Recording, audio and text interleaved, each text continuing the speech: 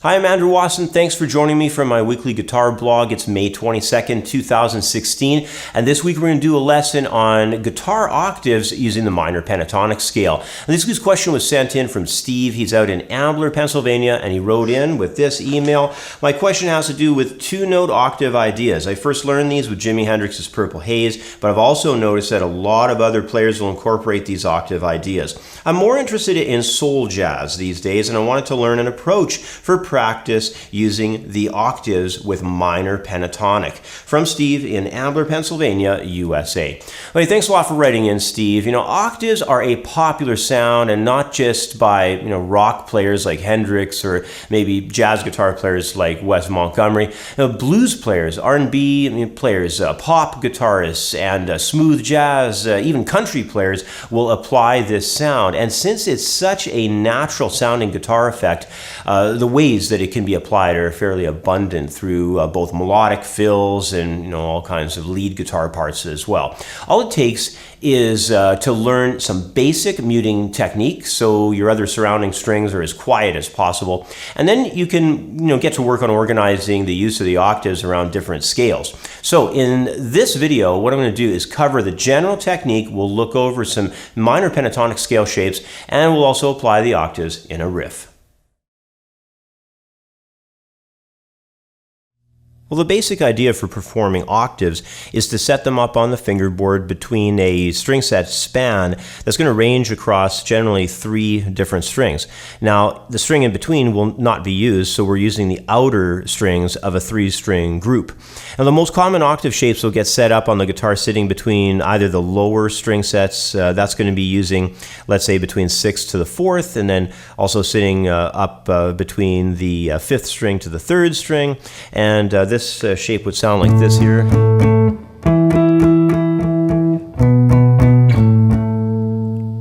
And that's a fairly common shape. Another common shape as well, that's a sort of a 2-fret apart shape, but is if we go off of the 4th string and we have between 4th to the 2nd, as well as the 3rd to the 1st. So we have those ones as well, and this is sort of like more of a 3-fret span, whereas the other ones on the lower strings, they were just a 2-fret span. Now, in terms of the muting technique, because this is a big factor with these types of shapes, is you need to mute a lot. Generally, the upper strings, you're going to be muting with sort of the pad there of your index finger or 3rd finger or even the 4th finger. Those fingers are all going to take care of those upper strings that are going to be above the string that's fretted. So we're just muting out, if I take this shape here, I'm muting out, I've got no 4th string, because the string itself, the strings that are being used for the shape itself are on 5th and 3rd. So I've got no 4th string. That's being taken care of by the underside of the index finger. Then the underside of the ring finger is taking care of muting the 2nd string. So that's deadened. And if you do need to mute on the 1st string, I'm using sort of the under part, here, I guess you could say this sort of last bend of the index finger is being used up at the top string to kill that out. You can also go and mute the string that's just lower as well by using the tip of the finger. I'm using the tip of my index finger on that 5th string fretted note to bring it up high enough to kill out the sound of my 6th string. So the 6th string's deadened by use of the very tip area of my index finger. So as you can tell, all the muting technique is going on this left hand, on the fretboard hand, and really, the picking hand is just doing whatever. If you don't use a flat pick, you could just take your fingers and do like a finger style approach, Or you could even, sort of do a brush attack on it with your finger of the, playing hand.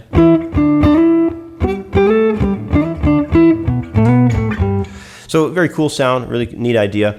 And what I've got going on here in the first example is I've got an example here of an A minor pentatonic scale. It's starting off 6th string, 5th fret position. And we're just going to start on that A, jump back to 3rd position, come back to 5th, go across into the 5th and 3rd strings, and then play 3rd position, 5th position, 7th position. And then we're going to do that other shape, the 3-fret span coming off of the 4th guitar string there. We're going to have the 5th position, moving up to the octave of A at the 7th position. So the whole idea goes like this. You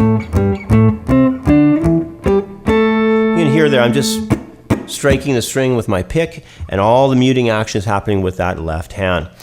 So that's our first scale pattern. Take a moment, run through it, get organized on it, memorize how everything's operating. We'll come back in just a moment and we're going to run through one more. Well, as you can tell from that first example, the octave concept applied to the minor pentatonic scale works really well. And what I want to do next is extend this idea over to one more minor pentatonic scale yet. In the next example, I'm going to take this application up through another A minor pentatonic, but this time we're going to work this shape out from the 5th string root at the 12th position. Now this pattern will also apply the use of the upper string shape, and that's going to be the one that's built off of the 1st to the 3rd strings. All right, so we're going to have that in there as well. Basically, I'm just going to go and run down the scale for you, give you a good idea how it operates. We're going to start at 12th fret, go back into the 10th, into 12th again. Come around into the 4th string root, we'll have our 10th fret and 12th fret there. Then we're going to move over across to the 9th fret of the 3rd string, into 12th, and then into 14th.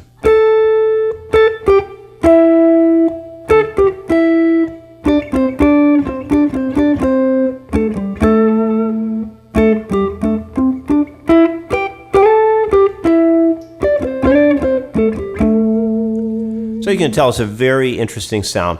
So now you've got two different A minor pentatonic scale patterns that are laid out with these octave shapes. Spend some good time practicing those ideas, move them around to a few other keys. I'm going to actually, in the next example, switch keys. We're going to go into a new key. We're going to get C minor going, but I'm going to do a couple of different things with that one and introduce one more octave shape as well. Well, the next idea I want to move through is going to be where I take a octave pattern for C minor into this new key signature here. We're still going to be in the minor pentatonic scales, but just the key is going to change. We're going to be in the key of C now. But another thing that we're going to work on through this move to C minor is basically going to be having a greater range and kind of, messing around with the structure of how the pentatonic is laid out. We're going to take a lot of access right across the entire guitar fingerboard with this, and we're going to move into introduce a new layout of an octave. This one's going to be between 5th string and the 2nd guitar string. Now this one's kind of tough to mute with, because you're going to be muting in two different ways with this one. You're going to be going with the underside of that 3rd finger, and then you're also going to be using the tip of the index finger, because again the shape, it's going from 5th string over to the 2nd string. So you got this really different kind of layout here. So that's going to be kind of unique. And, like I said, the minor pentatonic for the key of C minor that we're going to run through is going to take on a lot of the span of the fingerboard here. So let me go through the layout of everything, how it's going to operate. We're going to start in the 3rd position off 5th string. We're going to start with that shape there. It's a C, it's the root. Then we're going to jump over to the 5th. So we'll be on the 5th fret position with that other octave shape that's sort of a 3-fret span. Then we're going to jump over across to the 5th string again, then to the 6th string. So we'll take it into that B flat. Then move into the root at the 8th fret position on 6th string. Jump over across to the F at the 8th fret of the 5th string. Move forward to a G at the 10th position. Then we're going to move upwards to that other shape built off 4th string. It's going to be a C again. Then we're going to move over to the 1st and 3rd strings, and we're going to get this one built off 8th position here. So that one is an E flat. Moving forward, we're going to have our F tone there with the octave. Then to the G. So that's moving 8, 10, 12. Then at the end of this thing, we're going to go into that shape that's from 5th to 2nd strings, and we're going to have that 15th and 13th frets moving down to 13 and 11, and then finally 10 and 8. So that's a C, B flat, and then finally wrapping up on a G. All right, so that's a lot of stuff. Let me just run through that nice and easy for you so you can follow along, starting back down here in 3rd position off the C root.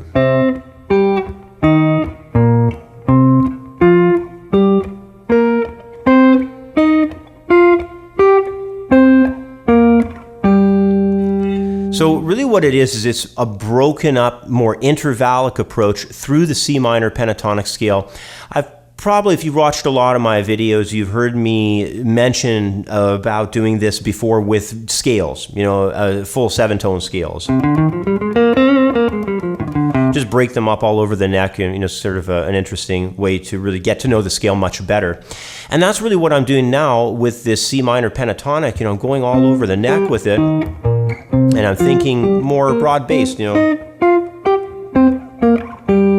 just experimenting with a bunch of different, more unique intervals all along the span of the neck. What it's going to do is a couple things. It's going to get you much better technically at these octave pattern ideas, but plus, it's really going to get your movement along the neck with them up to another level as well, so that when you need them to improvise or to make up riffs or parts of songs, maybe for a verse or a bridge or a chorus of a tune you're working on, you can do it. You're going to have the skills and the wherewithal across the fingerboard to execute what you need to do musically. So anyway, that's kind of a cool assignment, maybe a little bit of work, of course, you know, to get that together. But we're going to take a short break. You can maybe work on that for a couple minutes. I'm going to come back in a moment, and we're going to look at a guitar riff, actually in the same key, in C minor. So let's come back in a moment and check that out.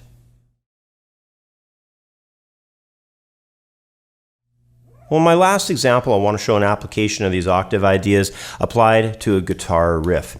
In this example, I especially want to demonstrate how these octave shapes can be applied melodically to a chord progression. I think it's really important for you to, you know, for us not to just discuss this. You need to see it in action. You need to hear it in action.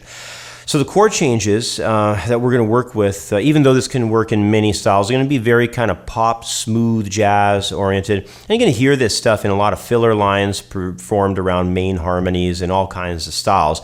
But because, you know, the question here was really directed at sort of having influence towards that style, like soul jazz, you know, or, you know, sort of the pop R&B jazz sounds, this is going to be, you know, something that you can apply really well into this approach using especially minor pentatonic scales.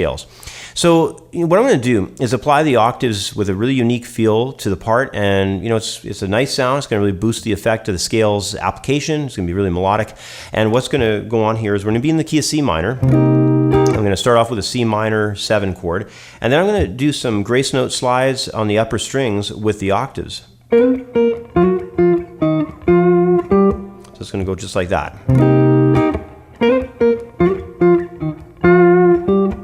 It's going to have a brief pause on a quarter note rest, and then we're going to come around to sort of a filler line.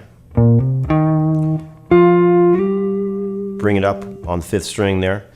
Then we're going to bounce off that root again, bringing around the C minor 7 chord. Then we're going to go through some upper notes, bring it down to the 5th string. And then we're going to wrap things up with some nice chord harmony here. A flat major 7 into a G minor 7. All right, so the whole thing is going to sound like this.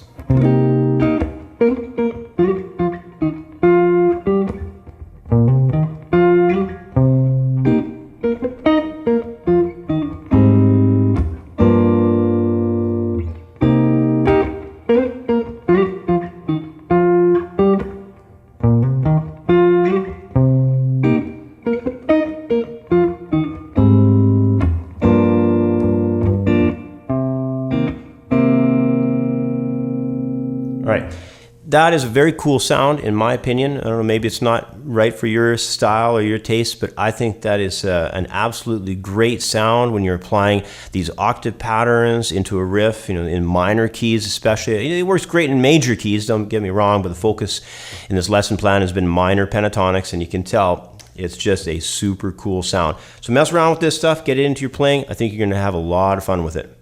Well, you know, playing guitar octave patterns can be a great sound when applied to a composed section of a song, like a verse or a chorus, or within, of course, a guitar solo, you know, when you're improvising. And, you know, one of the best ways to use this sound is, of course, with the pentatonic scales, like you saw with the minor pentatonic patterns that we did here. The wider intervals of the pentatonic scale are going to allow us to have some pretty quick connection to melody, and they help us move along the guitar fingerboard in a very lateral way. play. So, that's what makes them a nice benefit to the use with the octave patterns. This is, of course, also extremely helpful for, going and putting the application of the octave shape all around the neck, because, the octave itself, as a shape goes, is pretty much the same size. It's, the width of it is like a chord. And because of this, the octaves can be applied very melodically through the pentatonic scales in an along the neck fashion. So there's a lot of benefits to the use of the pentatonics there.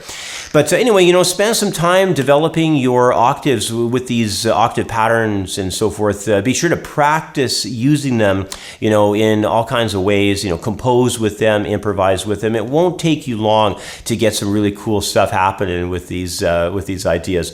So anyway, that's what all the time that I have for today. As always, want to say thanks for watching. Please subscribe to the channel if you're not already subscribed, and if possible, consider making a small donation to help fund the Guitar Lessons project here. Otherwise, have yourself a great week, and I will catch up with you next time. Bye for now. If you'd like to learn the modes and really get an understanding how they can be used musically to write songs, play a solo, or compose melody lines, then you're in luck. My ebook, Using the Major Scale Modes, is a comprehensive manuscript outlining exactly how modes are used both in harmony and to compose melodic ideas. Over 50 pages of scale patterns, example progressions, and music theory all create one of the most comprehensive methods on the modes available. Using the Major Scale Modes is available for instant download in the View Our Products area at creativeguitarstudio.com.